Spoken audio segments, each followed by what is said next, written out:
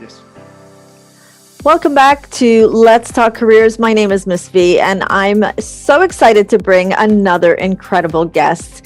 Today, we are meeting with Dennis Koutoudis, who is the LinkedIn and personal branding strategist and founder of Linked Superpowers. Welcome, Dennis. Thank you for having me here, Maria. It's a pleasure to be here. So excited. Definitely the topic of the hour across the country with young people is employability. And of course, whenever we have those conversations, we're always talking about our professional profiles. But before we begin that conversation with you today, I'd like to take you back to when you were 18 and you decided to leave Greece. And the reason we start there is because for many young people, it's about that age that they're making those future career decisions. Where were you in terms of your mindset when you were that 18-year-old young Dennis? Right. So in terms of my mindset, and I believe many people at that age, they don't really know exactly where they're going. So I had a pretty general idea that I wanted to do something in relation to business. So business. So that was a general thing I had in mind. So I went towards the University of Business Administration that covered all aspects of business. So I said to myself, look, you don't know exactly what you want to be, but you know that you want to be on the business field, a business realm. So this is what I did. And I chose a very good university at Newcastle upon Tyne in the UK. And I said, I'm going there to study business administration. That's what I did. Fantastic. And then you didn't end it there. You decided to continue your academic journey and you completed an MBA. I know for many young people, as they're beginning that post-secondary pathway, they're wondering, how many years will I be studying? What made you decide that you needed an MBA after already having done a bachelor degree? Well, mainly, and honestly speaking, it's the competition. I wanted to stand out, from my peers who might have had only a degree. And I said, okay, how do we take it to the next level? I wanted to be more powerful in educational wise. And I said, okay, I'm going for an MBA because still, even when I finished the bachelor's, I still didn't really know what I was, what I was doing, what I was want to do when I grow up, let's say. So I said, okay, let's do an MBA, still general, master's in business administration, with a specialization there in financial services and also internet, e-commerce and stuff like that. And I said, okay, let's do that, and then we see. So this is what I did. And how did that work for you? Did you find that time gave you the time to discover? Because I know afterwards, you began your career, but you decided that social media marketing was where you were going to be heading. Where did the idea come for you, or was it not an idea, it was an opportunity? Right. So after I finished the MBA, I began working because I aced in many modules there. I had an average of 93% in 18 modules. So that means I hit 100% in many scores. One of the modules that I hit 100% was marketing, and it was one of my favorite areas there. So marketing of financial services mainly, that was the thing. So I was employed by a bank in Greece in that position, and I saw, there is where initially I saw the value of social media. So I started, that's where social media, let's say, won me there in practice. So while I was practicing the things I had learned in the university, then, the social media marketing was the area that I loved the most. And that's where I continued my career. When I went after the bank, I was hired by other companies as a marketing director there, a marketing executive. And I was focusing most of my efforts on social media marketing and mainly LinkedIn marketing. That's how it evolved in practice. So at university, I was general, I didn't really know what I was doing, but I had a general direction in mind. But when I went into the field, let's say into the battlefield, I saw in practice that I was more prone for social media marketing. So now here you are, all these years later, you're the founder and the CEO of Linked Superpowers. What made you decide to join the journey of entrepreneurship and not be employed? It's a very good question, Maria, and I believe one that's very interesting for the audience of yours. So, as I was I was hired by different companies in different fields, in different industries, the real estate business, the property management, the banking sector, as a social media marketing director now. And what I thought, was, okay, I'm helping each company at a time, one company at a time. The company that hires me, I'm helping them gain more clients through most effective utilization of various social media platforms, especially LinkedIn.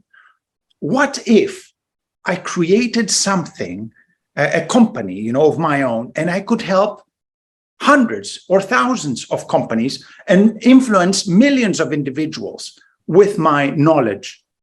So this was the idea behind it. And I took a chance and I stopped, I just resigned and I said, okay, I'm doing something on my own now. So I believe that many people inside of them, they are born to be entrepreneurs. This is my opinion. Or they see it through down the line that, look, hey, this is not for me. I'll do it. I'll take my chances of entrepreneurship. And this is what I did as well. But I believe I when I was employed, I felt like you have a Lamborghini in a room 4x4, and it has so much potential, to speed and to offer so many things, and you're confining it into helping only one company when it could help and influence millions of people. I can resonate with that completely, and I think any entrepreneur out there can resonate with some of these things. But for a young person that doesn't really understand, they might have parents telling them, no, you need job security. They might have role models that are saying, no, take the leap. Entrepreneurship is it for you. With the rising youth unemployment becoming more and more paramount globally, we are seeing more young entrepreneurs joining the world of work. What are some of the feelings and some of the strategies that you took through that journey? Because I think sometimes the journey of an entrepreneur is very limited in terms of sharing. So I came across a young person that said, Miss V, on social media, these entrepreneurs look like they're really doing amazing work. It has to be easy. And I'm telling them, what you see is not the journey. The journey behind the social media kind of limelight is really the work of an entrepreneur. So what was that journey for you as you took that leap? Well, it was a challenging journey, like you can mention. It's not easy. That's why they say that 9 out of 10 startups fail. So you're looking to be on that 10%. It's not easy, with huge competitors out there. When I began, I had hundreds of thousands of competitors, but nobody knew about me as well. So I had to compete with that. I only had faith in my abilities. That was, I knew I was powerful, but nobody else knew I was powerful, with my knowledge and what I could offer the world, let's say, in terms of in the realm of social media. So at the beginning, what I focused on was how can you and your company, Dennis, become globally known? So this is where I invested in. So I invested into growing a big community around myself, because I understood the value of personal branding, the person in front of not the brand so much, but the person more. You see, Elon Musk, 116 million followers or 100 something followers on Twitter. Tesla, his company, 16 million. When these big white sharks, do that, they know what they're doing. They're placing more value to the person, than the brand now, because people want to connect with people. So this is what I did. I said, okay, I will create a very powerful brand, personal branding around Dennis Koutoudis, and also the brand. Okay, so I will promote that as well, as become as known as possible, but mainly myself as the face of the brand of Linked Superpowers. So this is where we invested initially a lot in becoming known, because I very strongly believe that the person who is the best of the best doesn't get the largest piece of the pie. The person who is most known and he's very good at what he does, he will get the biggest piece of the pie because he's known. If you're the best and nobody knows about you, then what's the point? You have a small circle around you, and the rest of the world doesn't know about you. But if you're very good at what you do, maybe you're not the best, but you're very good, and you're the most known. This is how you're going to be very successful. This is my opinion. So it sounds to me, as an entrepreneur, you're really tapping into your marketing knowledge and that knowledge of the business that you learned. And I think that's important. Many young people are saying, do I do a degree? Don't I do a degree? What's the value? And I'm always telling them, whatever you choose to do, it's knowledge gained, and you want to learn how to use that knowledge. So hearing you tell me the story, I can understand that you were using the knowledge you gained and being really careful in how you can use that, knowing about the aims that you have in moving forward. Now, let's talk about why you decided to be focusing in on professional profiles and specifically LinkedIn. What was the attraction for you, and why did you decide that was the platform that you wanted to put a lot of time and attention in? It's because of, again, the practical applications of my expertise as a social media marketing director in various companies in various fields. I tried many social media networks because I was hired by them to bring them more clients through social media marketing, advanced techniques in social media marketing. I saw in practice that for the companies that had hired me, far more clients would come from LinkedIn than other social media networks. They were more in the B2B realm, the companies that had hired me. So business to business, businesses selling to other businesses. So this is what I saw, and I said, okay, 99% of the clients are coming from LinkedIn. This is where I have to focus on. This is the network that I need to focus on and become the best I could be at. So this is what happened, again, through practical application. So in speaking with LinkedIn professionals in the past, I'm totally bought into LinkedIn. It's very obvious. You see me on it. I'm using it. I promote it with young people. I think it's an incredible part of social media where we can be connecting both with the professional and learning more about companies and brands and so on and so forth. As I work with young people and talk to them about why they should be on LinkedIn, I'm met by a little bit of reluctance but I don't have a job yet. Should I really be there? What would you suggest for a young person that might be beginning that career journey, or maybe just beginning the decision-making process? Why do you believe that LinkedIn would be a platform they should be highly considering?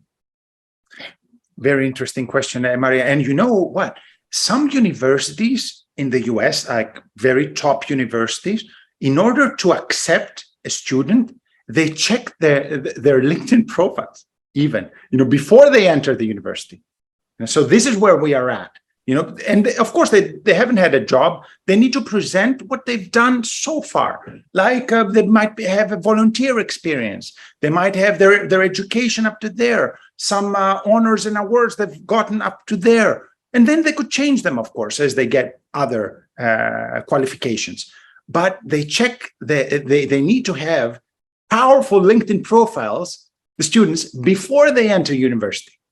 So the university pays a great attention to that. Even, not to mention, when you are at the university, of course, you're a student, then, of course, you need to have a solid LinkedIn presence, mention the university that you're at, begin networking with the right people. And then when the opportunity arises for you to go into an internship or the first job role, then you can utilize this solid professional network that you've nurtured so many years when you need it. And what would you say a young person should be thinking about when they're thinking about their presence on LinkedIn? So what would the ideal scenario be for a young person who doesn't really know what their professional brand will be? They don't really have an understanding of what they want to be presented as. What kind of tips can you provide them as they're building that first-time profile? Well, definitely, pay attention to the top section of their profiles, because we know the visitors of their profiles, they're not going to spend a lot of time. You've got like 3-4 seconds until they're interested, they're not interested at you.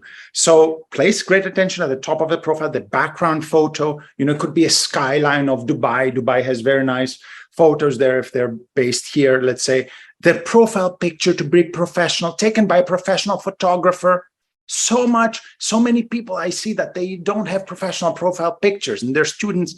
They can do that. Just go to a professional photographer, or have an iPhone or a phone with a nice camera, and have a neutral background. Take it from the top of the chest and above. Smile, a professional photo.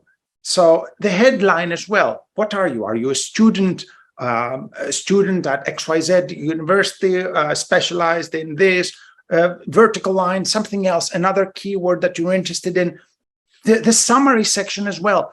Describe yourself in the first person, storytelling, connecting each sentence, each paragraph.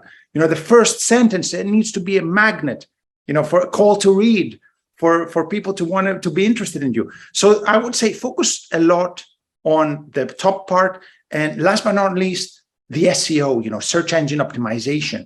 Think about this. Which are the keywords that your target prospects, employers, recruiters, hiring managers, HR directors, CEOs are going to use on LinkedIn to find a professional such as yourself, and place them in visible areas initially, and then in some invisible areas that we can talk about if you want, in your profile, so that you increase your discoverability on the LinkedIn platform by the right people.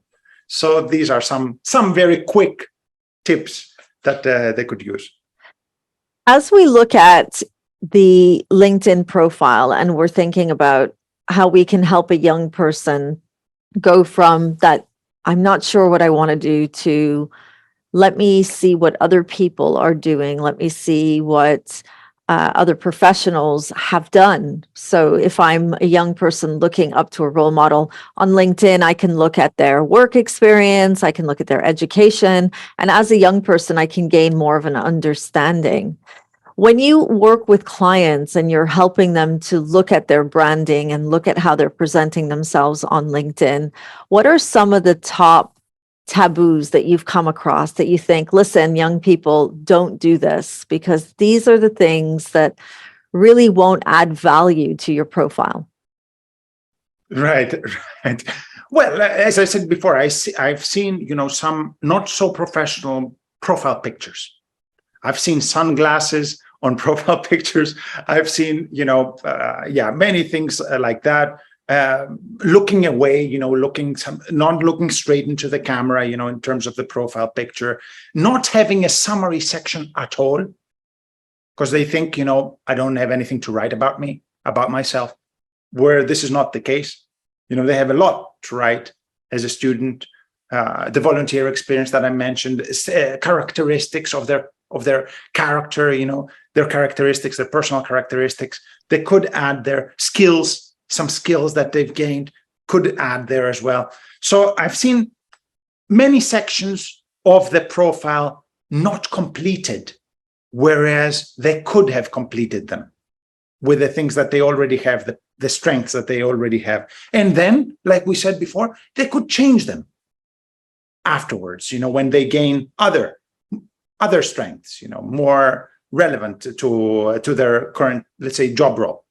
So it sounds to me like you're saying, really take advantage of the space. Don't miss things out. Don't miss out those opportunities. Now, let's go back to your role as founder and CEO of Linked Superpowers. When I work with young people and we talk about potential careers or aspired careers, especially here in the UAE, young people think they'll go from graduating to CEO. What is it really like to be a founder of a brand, and also to be the CEO of the brand as well? Well, it is a challenging position. You sometimes, when you're the CEO and the founder as well, you don't sleep a lot at night.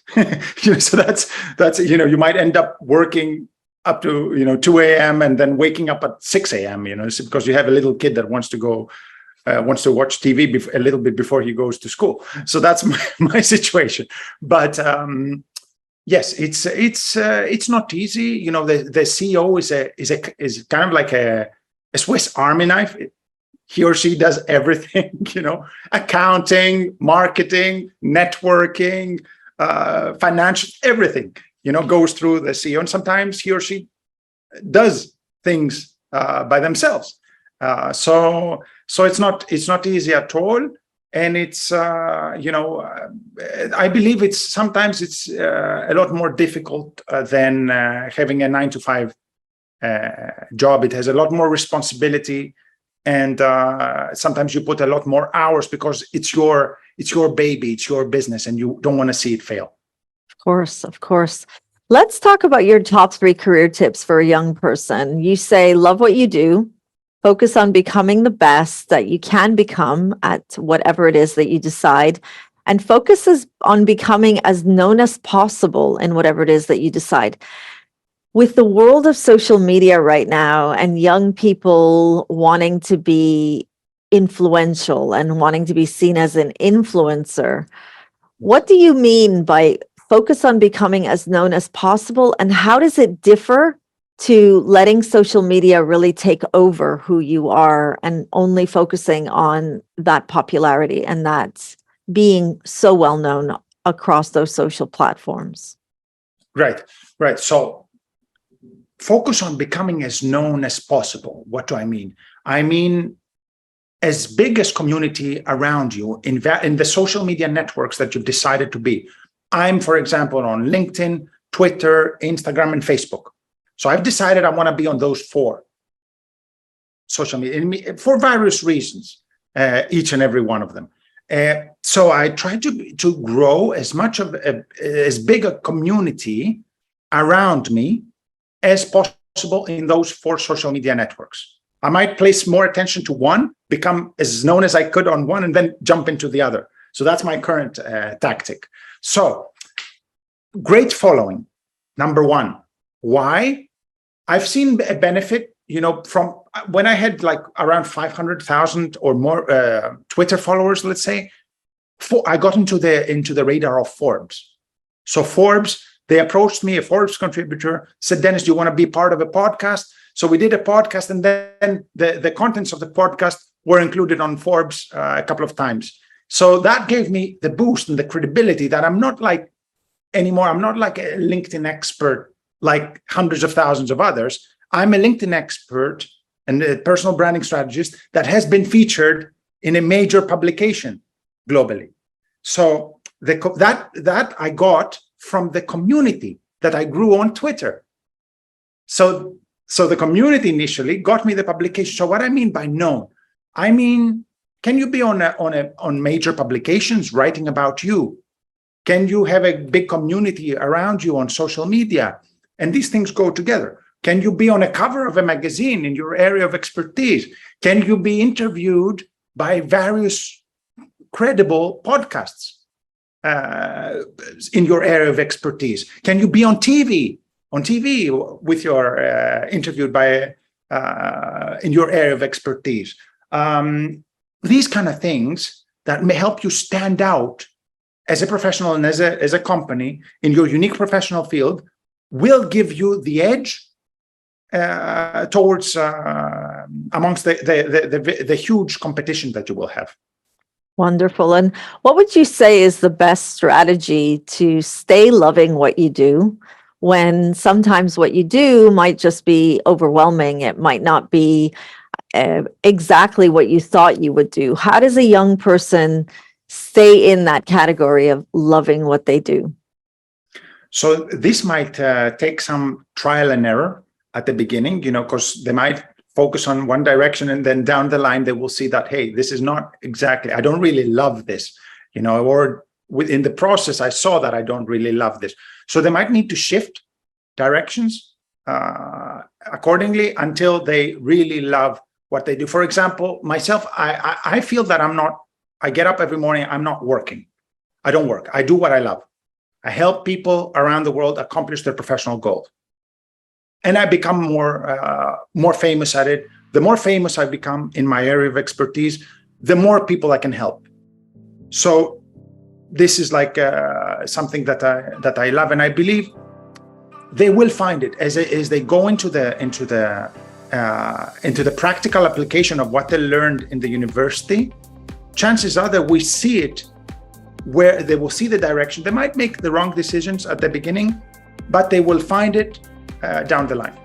Wonderful. Thank you so much for being with me here today, Dennis, and sharing a little bit of your journey from being a young person to where you are today, and for helping us to better understand how a young person can enhance their professional profile, not just on LinkedIn, but also on any of those social profiles. So thank you so much.